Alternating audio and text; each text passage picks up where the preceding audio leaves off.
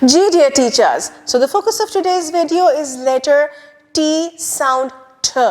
आपने इनकी अच्छे से प्रैक्टिस करवानी है साउंड की, उसे स्टार्ट होने वाले वर्ड्स की एंड देन पिक्चर डिस्क्रिप्शन करवानी है आपने अच्छे से। जब आपकी इसकी प्रैक्टिस हो जाएगी, साउंड की प्रैक्टिस, फॉर्मेशन की प्रैक्टिस और वर्ड बिल्डिंग भी हो जाएगी, फिर चलेंगे स्टेम एक्टिविटीज़ पे।